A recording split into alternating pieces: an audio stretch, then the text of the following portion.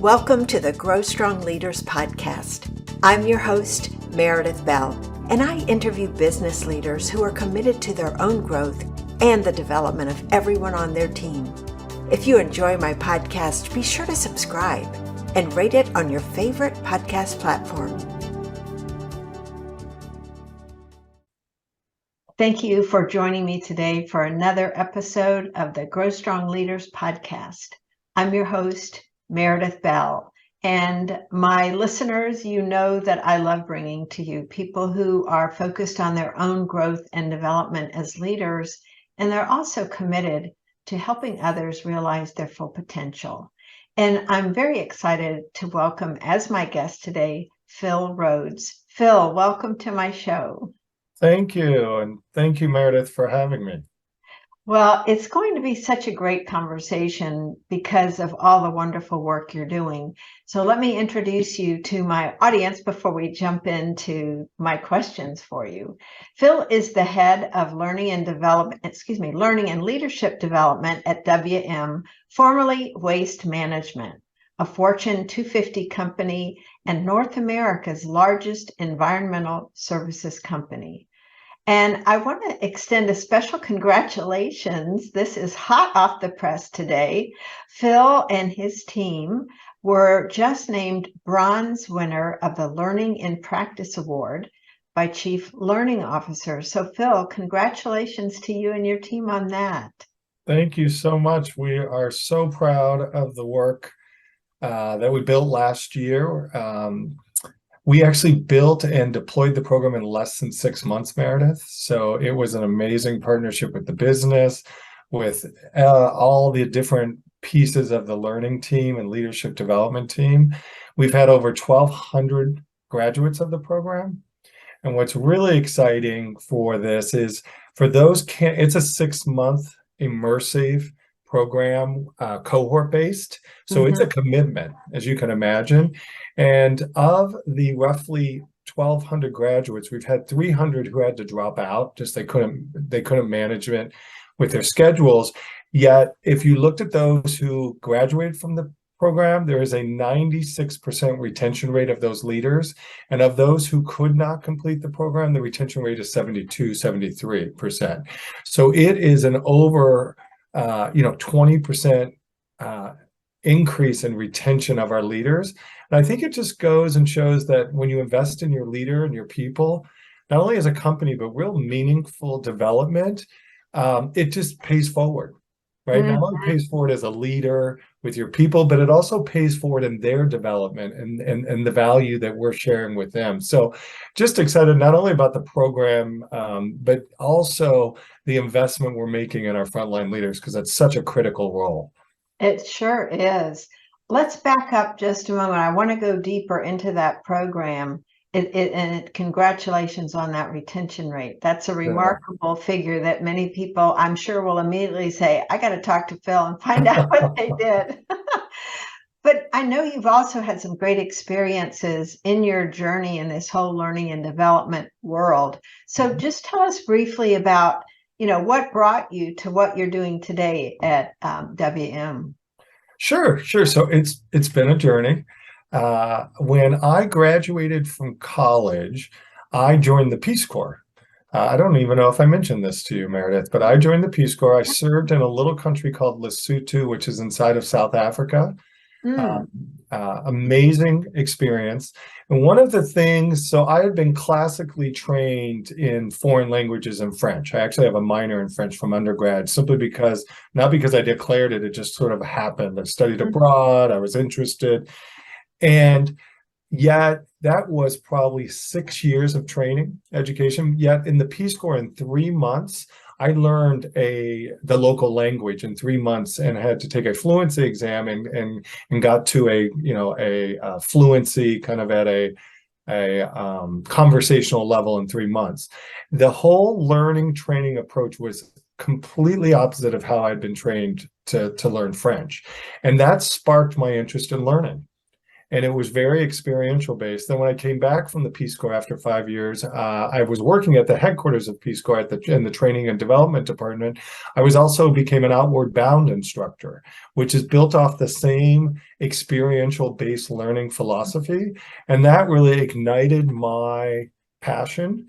I was a trainer, then I got my master's in organization development from American University, and that really launched me into an OD consulting role, ultimately into an HR and learning role, change management. So my foundation came as a trainer. And really that passion around growing and developing people. And it's interesting because when you sit in the world of L&D, you have your analysis design consultants, you have your developers, you have your analysis kind of evaluation, then you have the trainer role. So I actually came up as a trainer, and I think it's really helped me in my kind of head of L learning and leadership development, really just understand how important as a trainer, you, in my mind and through my experience, you are the culture ambassadors to a company, because for many new hires and many leaders and many kind of upskill future skilling, it's all done through the trainer's lens. And so how you carry yourself, how the words you use, what the company chooses to really invest in really shows, in my mind, that ambassadorship of a culture and really that culture champion. And so I really, am excited about that. And then I've worked just at some incredible companies, Hilton Hotels and Resorts, Comcast, Verizon, worked in some boutique consulting firms and had the opportunity to just flex and learn in this space. And so I'm just so fortunate to have had that opportunity from starting as a trainer in Africa to where I am today. So that kind of has, it's in my DNA, I guess I should say. That's a great overview, and thank you for kind of going back to your origin story around that. It's so fascinating what can trigger our interest in something. I know that you joined WM in 2021, and one of the things that you were interested in doing when you got here was kind of taking a look at what needs to be changed in this whole area of L&D. What were you seeing, or what were you being told, or what did you learn about what was it that wasn't working as well as it could, and what changes were needed? Sure. So I am a firm believer that any learning people org HR function is business led and learning supported, right? So we need to, and what I did in that instance was go out to the business and understand what are the business needs in the function. And most business leaders can tell you right out, or they may not know the learning L&D language, but if you listen, you can hear clear themes. So I started on a listening tour. We did lots of focus groups, understood, and then kind of took that information and nailed it down into some top 5 trends. One of them was leadership development. We were coming out of, I joined the company during the pandemic. Our leaders and frontline force were essential workers, so they never shifted to remote or hybrid.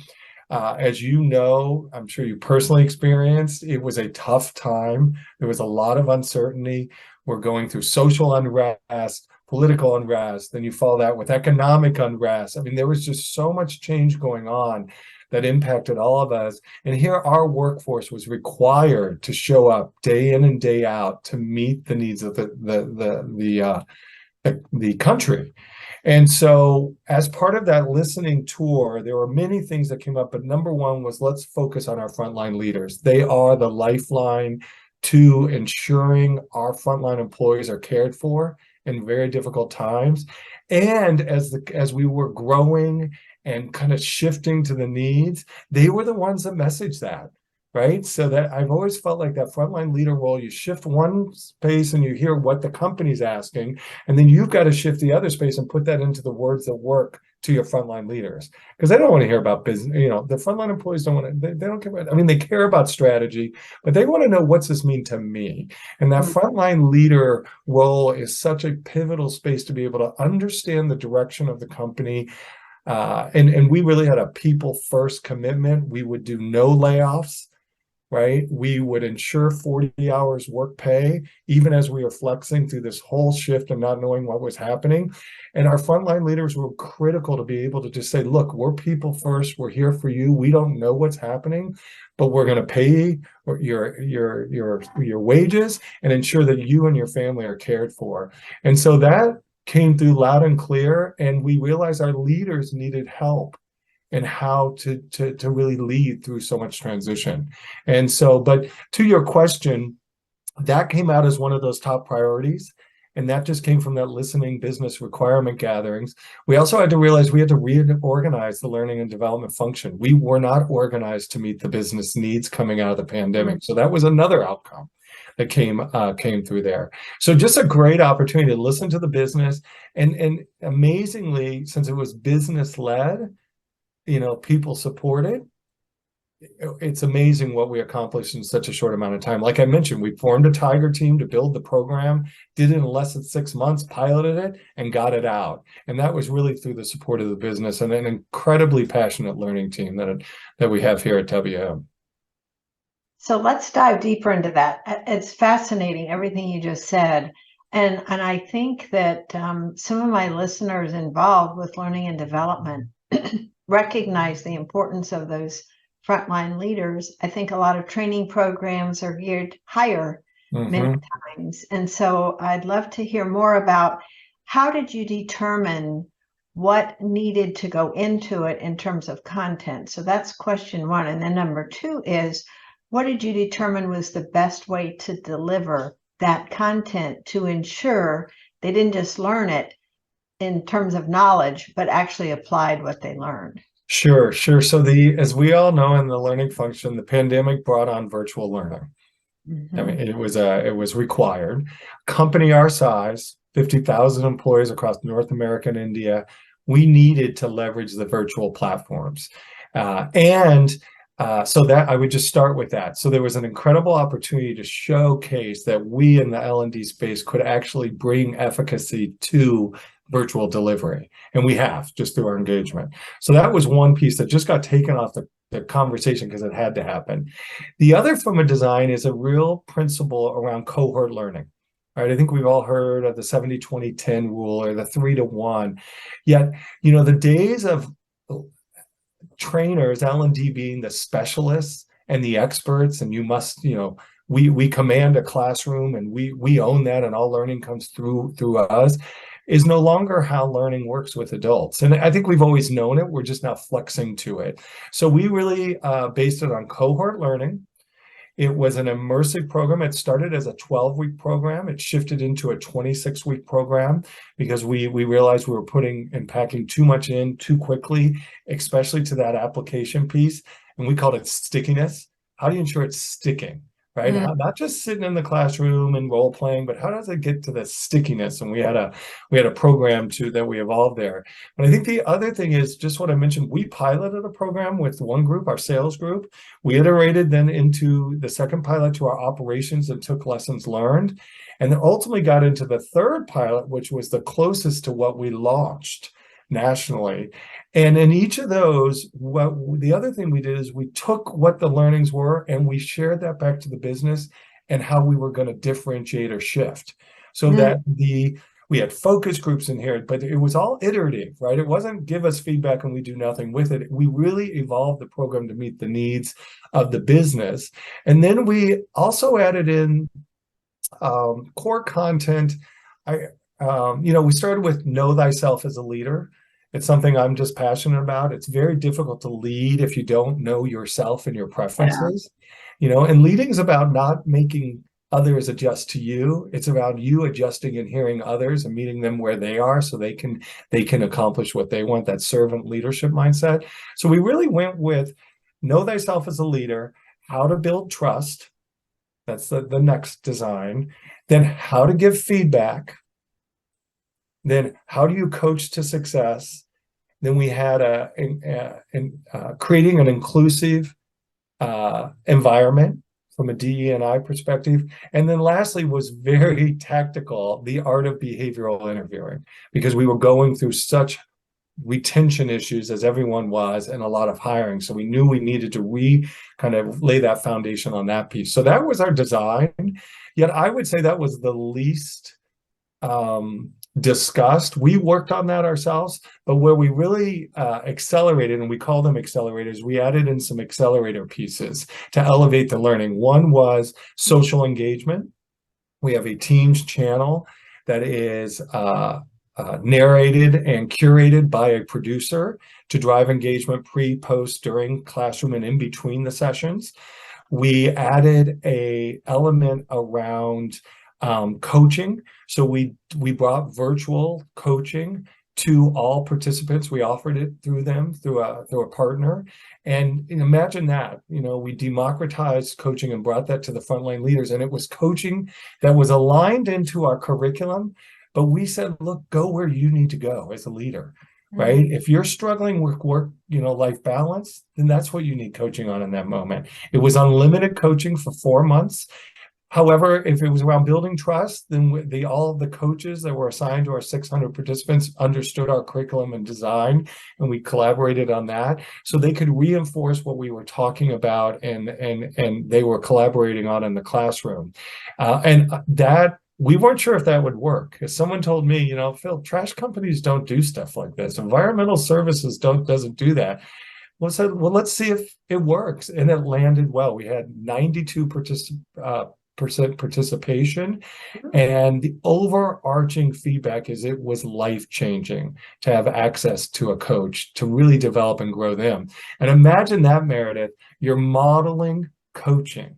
So we've got certified coaches coaching our participants while they're growing their coaching capability, right? And that's that immersive kind of mesh that went through the program. So you're not just learning, you're not just talking amongst your peers, but you're actually role playing it as a participant, right? And then you're being asked to model it, right? And you're being modeled by a certified coach that we vetted through. So those are just a few of the elements. And one of them, getting back to that, what we called stickiness, we called it a demo back or role play.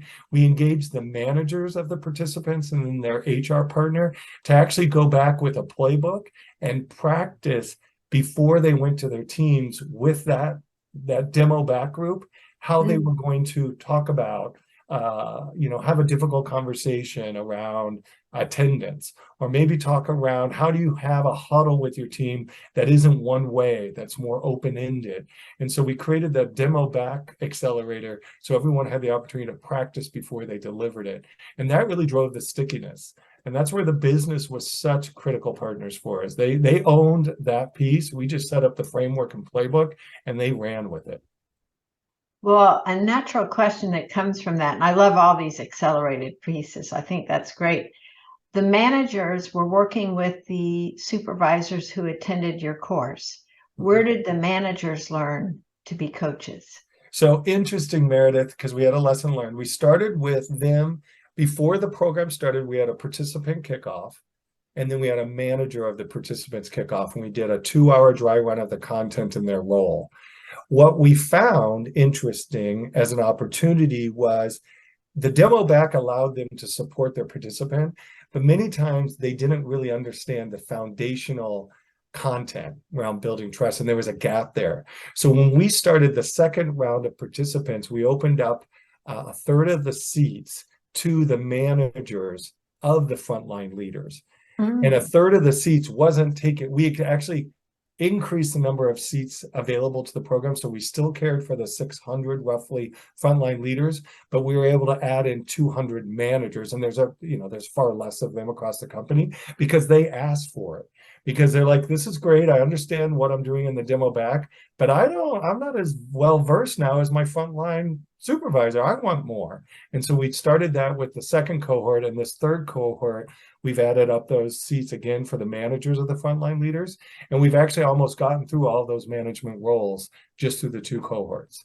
So a lesson learned, we did the quick and down and dirty, here's the program, here's your role. And we realized that just wasn't quite enough. Well, that makes perfect sense, because just thinking about where did those managers learn those skills, I think that's fabulous. So did they also have access to the virtual coaches? Yeah. All the same So, accelerators.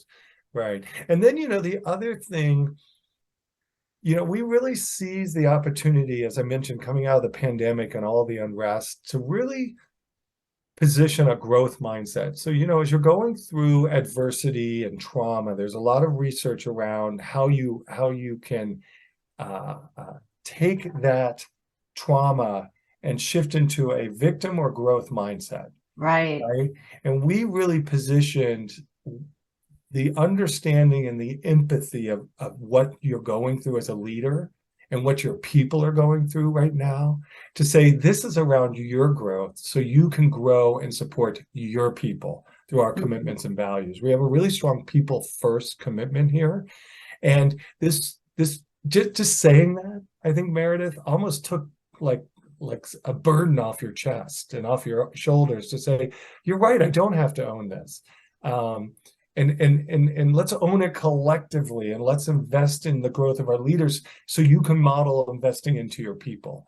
And interesting, while we were doing this, we were also going through an amazing retention tension in our business, as most businesses were. So we started, separate from this, roundtables around understanding what the triggers were for retention at local areas. And one of the things, if you took that data with the investment in our frontline leaders, we've seen already this year over a 1% decrease in our retention across the company. And then we've seen it dip even more so in certain isolated markets. And that's millions of dollars in savings to the business, right? And that understanding of the investment in your leaders is going to impact the investment in the retention. And let's take care of our people. It was a tough time. And let's acknowledge that and come in with a curriculum that's around the health of a leader, right? The health of your people, how to create belongingness, right? How to create a coaching environment where people are allowed to be upset, right, in a respectful manner, yet also understand I'm in a safe place where I am safe coming to work. Mm-hmm. I just love everything you've said. It's hearing you talk about it, it's so obvious this is how businesses should be run, right? Mm-hmm. But they aren't. One of the things I so admire about WM is that people first philosophy didn't start with you. It started at the very top, right? Mm-hmm. With your CEO. And I would love for you to share, how does Jim Fish manifest this on a day-to-day basis? And how did he communicate this in a way that everybody from senior leadership team on down embraced it and lives it? And what does it look like? Yeah, so when Jim started, I can't even tell you the exact number of years, he started with people first. We as a company, we will grow through our people. We will bring in this new sustainability strategy through our people. So he truly is a just genuine believes and understands and advocates that people are the backbone of this company. So we started there. He continues to, he was part of our graduation. He right now he's just been an advocate for everything we're doing. And as you can imagine, these programs cost dollars and resources. And we were able to show through the pilot, which we funded internally within our L&D budget, that this landed, this is working. We're seeing the retention results. We're seeing the results from the coaching. We're seeing testimonials from the participants. We're hearing from the managers. And so as we were looking to expand that, he was one of our advocates to ensure that we had the funding to scale this to all of our leaders. So he doesn't just talk about it, he lives and breathes it. And he's just been a huge advocate. And thus all of our senior leaders talk about this investment in people and a people first culture way before we even tagged it people first. It's just been kind of our commitments and values and how we operate. Mm-hmm. And I think even, one thing I'd say, going through the pandemic, the first thing that came out was, we will pay you 40 hours of work. We are committed to that while we figure out what we're doing. There was no discussion of layoffs or cutting your pay. And if you remember back when the pandemic started, that was number one. How am I going to put food on the table for my family, for myself, for my Mhm. parents, for my dogs? I mean, my community. And here, that was how we started. So let's just take that off the table and now figure out what we're going to do next. And I think that's just another example of Jim just clearly, that was the first thing he said. And that's what we committed to. And then the business strategy came after that. Mhm. Just imagine when people who work there would hear other people from other organizations either getting laid off or hours cut and pay cut. What a difference that had to make in terms of the overall feeling of people there, Yes. and how they felt about the company. I would think that in itself would cause an increase in retention just because of their sense that the company really does care about us. Yes, yes. And then you put the economic pressure of some people, there were new opportunities. People were deciding on whole new careers, right? People were really taking a kind of a index of what does it matter for me? So I agree that our retention would have been much worse had it not been for that. The other thing that we promoted at this time, so if you also remember what was happening with university and education, so we also came out in 2021 with an education benefit, and it's not a benefit, is you as an employee can get your high school diploma, certificate, associate, bachelor's, even a master's degree fully funded by the company through a partner. And then we extended that a few months later to dependents of our employees. So just another example of, and I've got college age kids. I had kids going into college who went and came back. I had, just what happened with high school. I had kids in high school. There was a lot of unknown in that space. And I think just leaning in once again, and something that's just so core to and it's not even a parent, it's almost all of us, as an aunt, an uncle, an individual in your community, your neighbors. We all understand that the future is with our children, and education is a differentiator. So let's support that in real times of uncertainty. So there was just another example of a people first initiative when we didn't even talk about people first. It just was what we do. There's so much uncertainty. Let's lean in and take that stress off. Our employees take that stress so that they can know that their children themselves, their spouses, can all continue to grow and develop through education.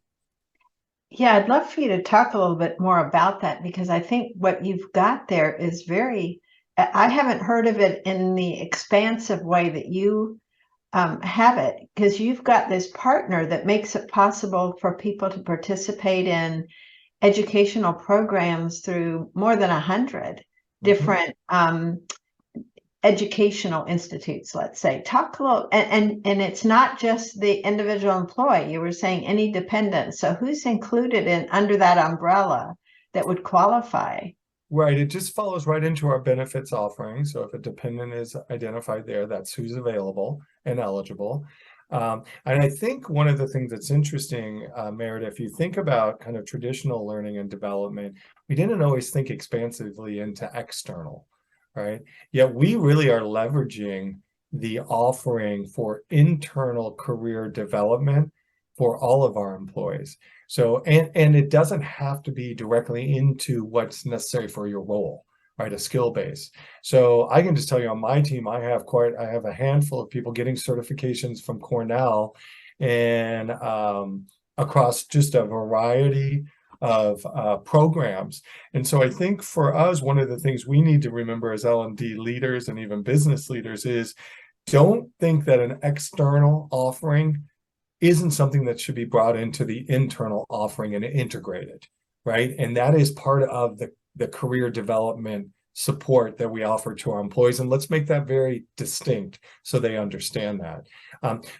But we partner with our benefits lead within the organization, and it's really managed as a benefit across the organization. And we just work back through, as you mentioned, like a dependent is those that are identified through our benefits enrollment. I have to think that that also feeds into retention when people feel they're respected for their desire to learn more. And it also supports this growth mentality that you're advocating. Yes, if you look at our growth, you know, we started as a waste collection company. We've really grown into one of the largest North American sustainability companies, leader in recycling, organics, renewable energy. And so there's a real investment into that future growth in the company, which, as you can imagine, is an enormous shift. And I always talk about this as leadership, right? Leading, and one of my daughters just graduated from undergrad and is actually in environmental sciences. And she's looking at roles as a carbon auditor, which I never even knew was a profession, right? It is the future. Imagine bringing that sort of individual and leader into an organization that more was traditionally in the waste collection.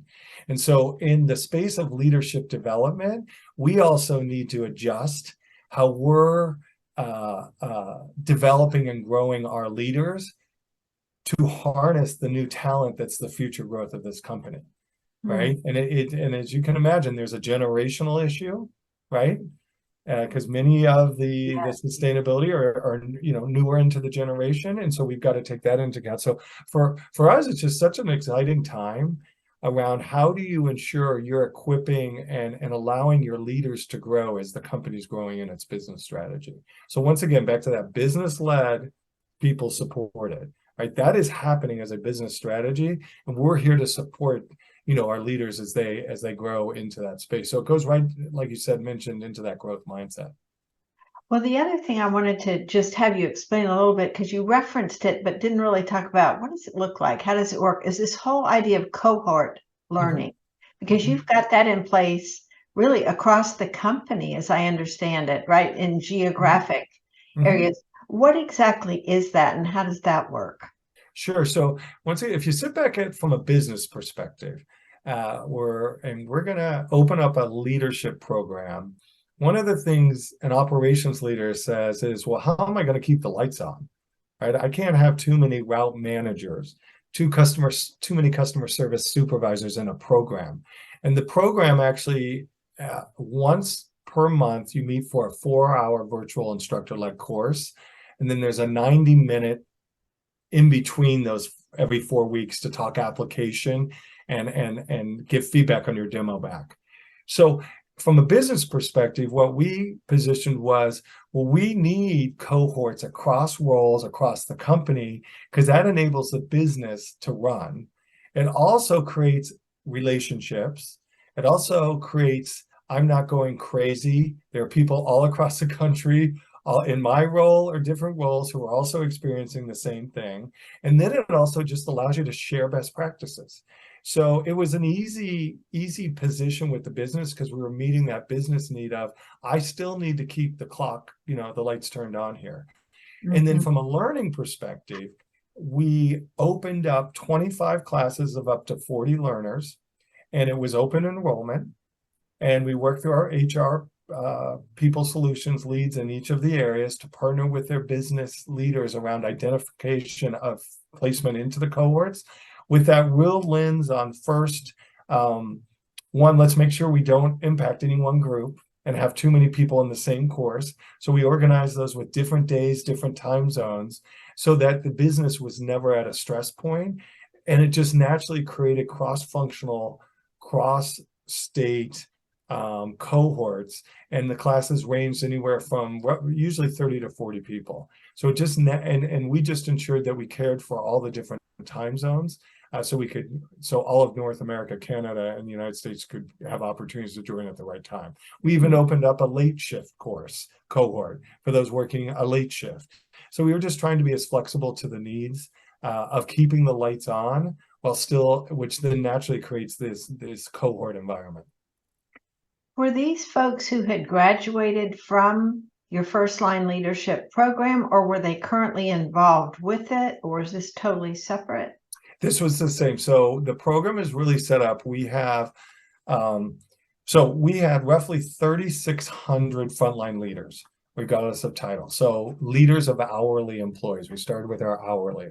And we have put 1,200 through, have participated in the program. We have another 600 going through now. And so we're really working back through the incumbent base. We started originally with those at least 6 months in the role, with the belief that in the first 6 months, you're really just dealing with the technical process, tools, systems, et cetera, figuring out who your team is, what their names are, their personalities. So we started there, and then naturally, and as you can imagine, we had long tenured employees. We had those right at 6 months. And so that cohort environment also created a safe environment for those to learn from each other, as well as be challenged with new thinking, right? And so we naturally have just our progress. We're about 50%, over 50% through offering it to our incumbents. Once we get through offering this to the incumbents, that we're going to continue to offer it for new hires at that 6 month of your onboarding, with an onboarding into role that's more focused on the technical, the systems, the tools for the first 6 months.